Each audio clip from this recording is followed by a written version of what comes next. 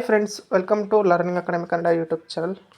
ಮೊದಲ ಬಾರಿ ನಮ್ಮೊಂದು YouTube channel ನೋಡ್ತಾ ಇದ್ದರೆ ಅಥವಾ ಇಲ್ಲಿವರೆಗೂ ಸಬ್ಸ್ಕ್ರೈಬ್ ಮಾಡದಿದ್ದರೆ ಸಬ್ಸ್ಕ್ರೈಬ್ ಮಾಡಿ ಮತ್ತು ಸಪೋರ್ಟ್ ಮಾಡಿ ಅಂತ ಹೇಳ್ತಾ ಇವತ್ತಿನ ಒಂದು ವಿಡಿಯೋ ಏನಪ್ಪ ಅಂತಂತಂದರೆ, ಎಕ್ಸಾಮ್ ಇಲ್ಲದೆ ನೀವು ಗೌರ್ಮೆಂಟ್ ಜಾಬನ್ನು ಪಡ್ಕೋಬೋದು. ಓಕೆನಾ? ಯಾವುದೇ ರೀತಿಯಾದಂತಹ ಪರೀಕ್ಷೆ ಇರಲ್ಲ, ಕೆಲವೊಂದಕ್ಕೆ ಫಿಸಿಕಲು ಸಹ ಇರಲ್ಲ.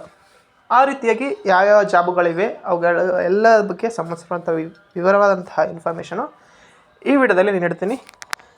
ಮೊದಲಾಗಿ ನೀವು ಯಾವ ಜಿಲ್ಲೆಯಿಂದ ವೀಕ್ಷಣೆ ಮಾಡ್ತಾ ಇದ್ದೀರಾ ನಮ್ಮ ಒಂದು ಯೂಟ್ಯೂಬ್ ಚಾನಲ್ನ ಎಂಬುದನ್ನು ಕಾಮೆಂಟ್ ಮಾಡಿ ನೋಡೋಣ. ಓಕೆನಾ? ಈಗ ಬಂದುಬಿಟ್ಟು ನಾವು ಏನಪ್ಪ ಅಂತಂದರೆ ಸ್ನೇಹಿತರೆ, ಕೇವಲ 10th ಪಾಸ್ ಆದರೆ ನೀವು ಈ ಒಂದು ಹುದ್ದೆಗಳಿಗೆ ಅರ್ಜಿಯನ್ನು ಸಲ್ಲಿಸ್ಬೋದು. ಮೇಲು ಮತ್ತು ಫೀಮೇಲ್ ಇಬ್ಬರೂ ಸಹ ಅರ್ಜಿ ಸಲ್ಲಿಸ್ಬೋದು. ಎಲ್ಲ ಹುದ್ದೆಗಳಿಗೂ ಮೇಲು ಫೀಮೇಲ್ ಇಬ್ಬರು ಅರ್ಜಿ ಸಲ್ಲಿಸ್ಬೋದು. ಓಕೆ, ಇದರಲ್ಲಿ 60, 70, 80% ಇದೆಯಾ, ಇದ್ದರೆ ನಿಮ್ದು ಆಗುತ್ತಾ ಅಥವಾ ಇಲ್ವಾ, ಎಷ್ಟು ಪರ್ಸೆಂಟೇಜ್ ಇದ್ದರೆ ಆಗುತ್ತೆ ಎಂಬುದನ್ನು ಹೇಳ್ತೀನಿ.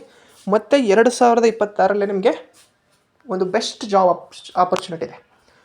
ಈಗ ಏನು ಹೇಳ್ತೀನಲ್ಲ, ಎಲ್ಲ ಜಾಬ್ ನೋಟಿಫಿಕೇಷನ್ ಆಗುತ್ತೆ, ಅದೊಂದು ವಿಶೇಷತೆ. ಓಕೆ, ಎಲ್ಲ ಇಯರು ಎಲ್ಲ ಹುದ್ದೆಗಳ ನೋಟಿಫಿಕೇಷನ್ ಆಗೋಲ್ಲ, ಕೆಲವೊಂದು ಹುದ್ದೆಗಳ ನೋಟಿಫಿಕೇಷನ್ ಮಾತ್ರ ಆಗುತ್ತೆ. ಬಟ್ ಈ ಇಯರು ಎಲ್ಲ ಹುದ್ದೆಗಳ ನೋಟಿಫಿಕೇಷನ್ ಆಗುವಂತಹ ಚಾನ್ಸ್ ಹೆಚ್ಚಿದೆ, ಆಗುತ್ತೆ. ಓಕೆ, ಹಾಗಾಗಿ ಇದು ಸಹ ನಿಮಗೆ ಒಂದು ಒಳ್ಳೆಯ ಒಂದು ಶುಭ ಸುದ್ದಿ ಅಂತ ಹೇಳ್ಬೋದು. ಓಕೆನಾ? ಮೊದಲಾಗಿ ಬಂದುಬಿಟ್ಟು ನಾವು ಯಾವ ಹುದ್ದೆಗಳಿವೆ ಎಂಬುದನ್ನು ನೋಡೋಣ ಸ್ನೇಹಿತರೆ. ನೋಡ್ಬೋದು ಸ್ನೇಹಿತರೆ, ನೀವು ವಿವಿಧ ರೀತಿಯಲ್ಲಿ 5 ಒಂದು ಡಿಪಾರ್ಟ್ಮೆಂಟಲ್ಲಿ ನಿಮಗೆ ನೋಟಿಫಿಕೇಷನ್ಗಳಾಗ್ತವೆ. ಓನ್ಲಿ 10th ಎಕ್ಸಾಮ್ ಇಲ್ಲದೆ ಆಗುವಂತಹ ಒಂದು ನೋಟಿಫಿಕೇಷನ್ಗಳು. ಕೋರ್ಟ್ ಜಾಬ್ಸು, ಫಾರೆಸ್ಟ್ ವಾಚರು ಮತ್ತು ಫೈರ್ಮ್ಯಾನು ಮತ್ತು ಪೋಸ್ಟ್ ಆಫೀಸ್ GDS ಮತ್ತು KPTCL ಪವರ್ ಮ್ಯಾನ್. ಈಗಾಗಲೇ ಇದರಲ್ಲಿ 3 ನೋಟಿಫಿಕೇಷನ್ ಚಾಲ್ತಿಯಲ್ಲಿ. ಒಂದು ಕೋರ್ಟ್ ಜಾಬ್ಸು ಆಲ್ರೆಡಿ ಮುಗಿದಿದೆ ಮತ್ತು ಹೊಸ ನೋಟಿಫಿಕೇಷನು ಸಹ ಬಂದಿದೆ. ಬೆಂಗಳೂರು ಸಿಟಿ ಒಂದು ಕೋರ್ಟ್ ಆಗಿರ್ಬೋದು, ಅದೇ ರೀತಿಯಾಗಿ ಚಿಕ್ಕಮಗಳೂರು ಒಂದು ಕೋರ್ಟ್ ಒಂದು ನೋಟಿಫಿಕೇಷನ್. ಅವಕ್ಕೆಲ್ಲನೂ ಅರ್ಜಿಯನ್ನು ಸಲ್ಲಿಸಬಹುದು. ಅದರ ಬಗ್ಗೆ ವಿವರವಾದಂತಹ ಒಂದು ವೀಡಿಯೋವನ್ನು ನಾನು ಈಗಾಗಲೇ ಮಾಡಿದ್ದೀನಿ.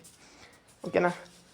ಆ ವಿಡಿಯೋಗಳನ್ನು ನೋಡಿ ನೀವು ಎಲಿಜಿಬಲ್ ಅಂದರೆ ಕೇವಲ 10th ಪಾಸ್ ಆದಂಥ ಅಭ್ಯರ್ಥಿಗಳು ಅರ್ಜಿಯನ್ನು ಸಲ್ಲಿಸ್ಬೋದು. ಮೇಲು ಫೀಮೇಲ್ ಇಬ್ಬರು ಸಹ ಅರ್ಜಿಯನ್ನು ಸಲ್ಲಿಸ್ಬೋದು. ಮತ್ತು ಇನ್ನೊಂದೇನಪ್ಪ ಅಂತಂತಂದರೆ, ನೀವು ಎಷ್ಟು ಪರ್ಸೆಂಟೇಜ್ ಹೊಂದಿದ್ದರೆ ಈ ಒಂದು ಹುದ್ದೆಗಳಿಗೆ ಆಯ್ಕೆ ಆಗ್ತೀರಿ ಎಂಬುದನ್ನು ಸಹ ಹೇಳ್ತೀನಿ. ಮೊದಲಾಗಿ ಬಂದುಬಿಟ್ಟು ಕೋರ್ಟ್ ಜಾಬ್ಸ್ಗೆ 10th ಪಾಸ್ ಆದಂಥವ್ರು ಇದರಲ್ಲಿ ಪ್ಯೂನು ಮತ್ತು ಪ್ರೊಸೆಸರ್ ಅಂತಿರುತ್ತೆ, ಅದಕ್ಕೆ ಅರ್ಜಿಯನ್ನು ಸಲ್ಲಿಸ್ಬೋದು.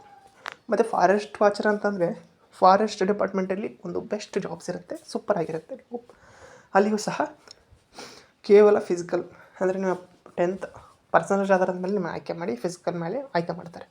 ನೆಕ್ಸ್ಟು ಫೈರ್ ಮ್ಯಾನು ಸಹ ಸೇಮ್, ನಿಮಗೆ 10th ಪರ್ಸೆಂಟೇಜ್ ಆಧಾರದ ಮೇಲೆ ಫಿಸಿಕಲ್ ಆಧಾರದ ಮೇಲೆ ನಿಮ್ಮನ್ನು ಸೆಲೆಕ್ಟ್ ಮಾಡ್ತಾರೆ.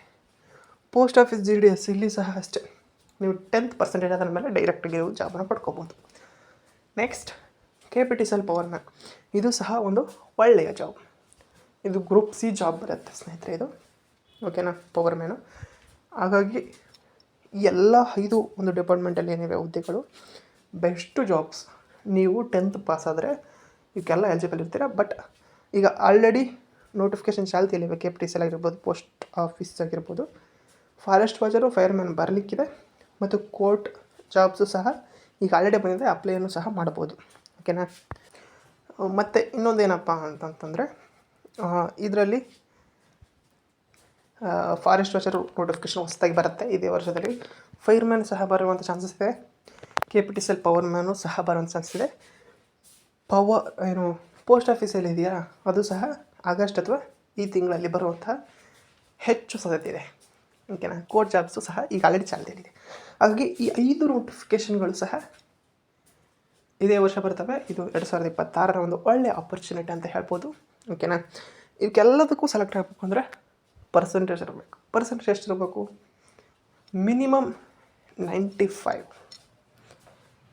to 100 ಈ ಮಧ್ಯದಲ್ಲಿ ಇದ್ದರೆ ನೀವು ಸೆಲೆಕ್ಟ್ ಆಗ್ತೀರಾ.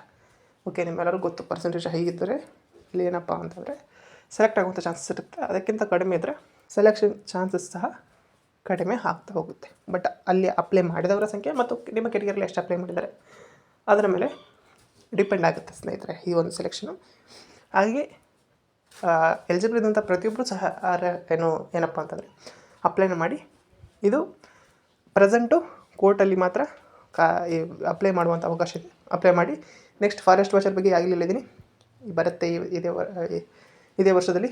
ಫೈರ್ಮ್ಯಾನು ಸಹ ಬರುತ್ತೆ. ಪೋಸ್ಟ್ ಆಫೀಸ್ ಸಹ ಈ ತಿಂಗಳು ಅಥವಾ ಮುಂದಿನ ತಿಂಗಳಲ್ಲಿ ಬರುತ್ತೆ.